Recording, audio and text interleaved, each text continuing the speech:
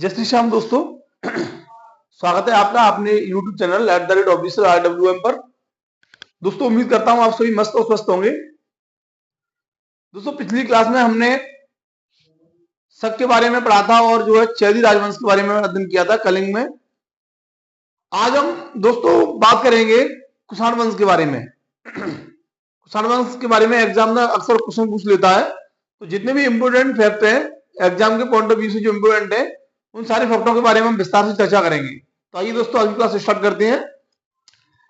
देखिए दोस्तों, यदि बात की जाए आपकी कुषाण वंश की, तो जो कुषाण वंश है उसके संस्थापक जो थे वो कुजल कड़फिसेस थे। ठीक है दोस्तों। और अगर बात की जाए कुषाण वंश की जो है शुरुआत कहां से हुई, तो दोस्तों पल्लव के बाद में कुषाण आए थे, ये हमने पहले पढ़ा था।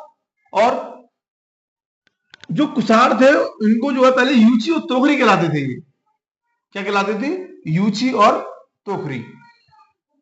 बच्चों बात की जाए तो यूची नामक जो कबीला था वो 5 कुलों में बटा हुआ था। कितने कुलों में? 5 कुलों में। टोटल 5 कुलों में बटा हुआ था, बट गया था। उन्हीं में से एक थे कौन? कुषाण। यहां तक क्लियर होता है। और कुषाण वंश के संस्थापक कौन थे? कुजल कड़फिसेस। इस चीज का विशेष ध्यान रखना दोस्तों। आगे बात की जाए इस कुषाण वंश के बारे में, तो इस वंश का जो प्रतापी शासक था, कौन? प्रतापी शासक, वो कनिष्क था। कौन था दोस्तों? कनिष्क। कनिष्क जो है कुषाण वंश का सबसे प्रतापी शासक था। इसके साथ ही जो कुषाण वंश था उसने अपनी राजधानी पुरस्कर या पेशावर को बनाया था, और सेकंड राजधानी इन्होंने अपनी मथुरा को बनाया था। ठीक है दोस्तों। मथुरा में काफी जो है साक्ष्य मिलते हैं, इनकी मूर्तियां वगैरह और भी काफी जो है इंस्ट्रूमेंटल प्राप्त होते हैं, जिससे ये क्लियर होता है कि कुषाण वंश का शासन यहाँ पर मथुरा में रहा है। ठीक है दोस्तों। सेकंड राजधानी कहां थी इनकी? मथुरा थी। ठीक है दोस्तों। अब आगे बात की जाए तो जो कुषाण थे, कुषाणों ने सर्वाधिक शुद्ध सोने के सिक्के जारी किए थे। क्या किए थे? सर्वाधिक शुद्ध सोने के सिक्के जारी किए थे दोस्तों। एक 24 कैरेट्स का होता है वो सोने के सिक्के सबसे अधिक जो सबसे पहले फर्स्ट में गुप्त इसने कुषाण वंश में ही जो है कनिष्क ने जारी किए थे। ठीक है दोस्तों। आगे बात की जाए तो कनिष्क ने क्या किया था, जो 78 ईस्वी में अपनी गद्दी पर ये बैठा था, उसमें बैठते समय इसने एक संवत लाया था जिसको शक संवत नाम दिया गया था। क्या नाम दिया गया था? शक संवत। दिस वन, शक संवत नाम दिया था।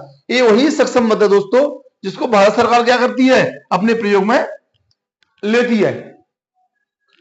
आपने सुना ही होगा शक संवत कौन सा चलता है? हिजरी संवत, शक संवत, ये 2 संवत होते हैं। एक विक्रम संवत होता है अपना। इसके आगे बात की जाए दोस्तों, तो जो कुषाण वंश का सबसे प्रतापी शासक जो कनिष्क था, इसको जो चीनी जनरल था पेंचुआ, इस पेंचुआ ने कनिष्क को हराया था। ठीक है दोस्तों। तो इसको आप जल्दी से कॉपी करिए, फिर हम आगे बढ़ते हैं इस क्लास में। थोड़ा स्पीड दिखाइए। कुषाण वंश, पल्लव के बाद कुषाण आए थे। ठीक है दोस्तों। यूची और तोखरी कहलाते थे, और यूची नामक कबीला था वो 5 जो कुलों में बट गया था। उन्हीं में से एक थे कुषाण आपके। ठीक है। जो कुषाण वंश है उसके संस्थापक कौन थे दोस्तों? कुजल कड़फिसेस। ठीक है। और इस वंश का जो प्रतापी शासक था वो आपको पता ही है कि जो कनिष्क था वो सबसे बड़ा प्रतापी शासक था। कनिष्क ने ही सबसे पहले जो है शुद्ध सोने के सिक्के जारी किए थे, और इसने सेकंड राजधानी अपनी मथुरा को बनाया था। फर्स्ट राजधानी इसकी पुरस्कर या पेशावर थी। ठीक है दोस्तों, ये आप जल्दी से नोट करिए। और दोस्तों बात की जाए कनिष्क की, तो कनिष्क ने 78वीं ईस्वी में जब गद्दी पर बैठते समय स्टार्ट किया था, तो उस समय इसने एक संवत चलाया था जिसका नाम था शक संवत। ये वही शक संवत है जिसको भारत सरकार क्या करती है? अपने उपयोग में अभी ले रही है, वर्तमान में भी चल रहा है, विक्रम संवत और शक संवत। ठीक है दोस्तों। आगे बात की जाए तो चीनी जनरल था एक जिसका नाम था पेंचुआ। पेंचुआ ने कनिष्क को हरा दिया था। अब इसको आप जल्दी से कॉपी करिए, ये सुपर उसको उतार लीजिए, फिर मैं इसको साफ कर रहा हूं।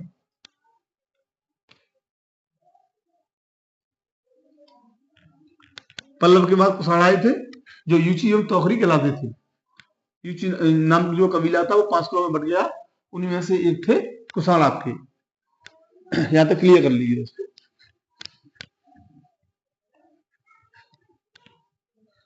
दोस्तों आगे बात की जाए, समझना आप आगे अगर ध्यान दिया जाए थोड़ा सा, तो जो कनिष्क थे, कनिष्क का और एक राजवीर था जो आयुर्वेद का बड़ा ही विद्वान था, उनका नाम था चरक। लिख लीजिए।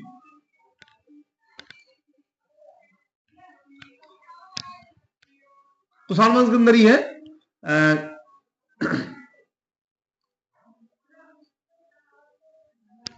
कनिष्क के राजवैद्य थे, कनिष्क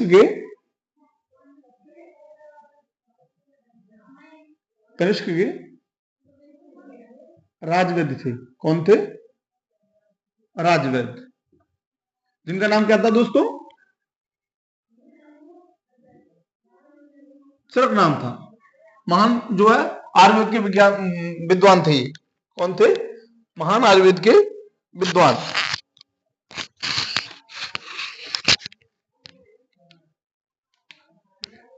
चरक नाम सुना ही होगा आपने।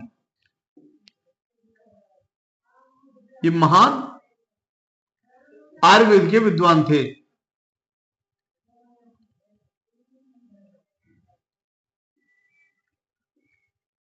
महान आयुर्वेद के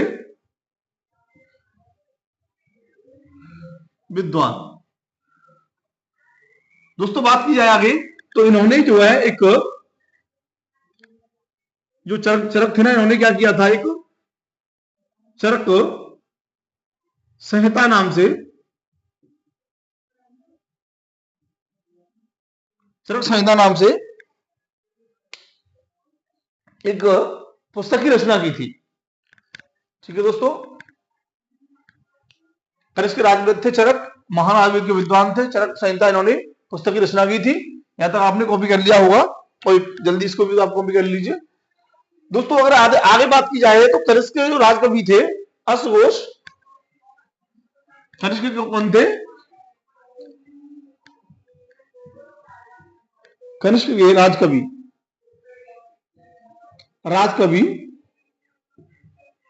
कनिष्क के राजकवि थे, जिनका नाम क्या था? अश्वघोष। अश्वघोष।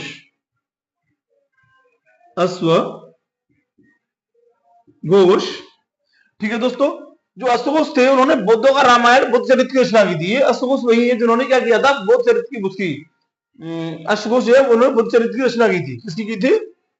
बुद्ध चरित्र की रचना। जिन्होंने बुद्ध चरित्र की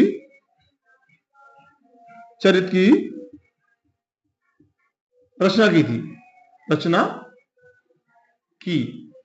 ठीक है दोस्तों, तो आज की क्लास इतनी रहेगी दोस्तों। सारे इंपोर्टेंट फैक्ट है, आप प्रॉपर तरीके से इसको कॉपी कर लीजिए और लर्न करके लाना है। कल इसका जो बाकी पार्ट है वो उसको मैं कल कंप्लीट कर दूंगा। छोटी क्लास होगी क्योंकि बोरिंग महसूस नहीं होगी और जल्दी से क्लास अपनी डन हो जाएगी, तो आपको महसूस भी नहीं होगी, आप अच्छे तरीके से इसको लर्न कर पाएंगे। ठीक है दोस्तों, तो हम कल फिर मिलते हैं एक नई क्लास में। तब तक के लिए शुभ रात्रि, जय हिंद, जय भारत।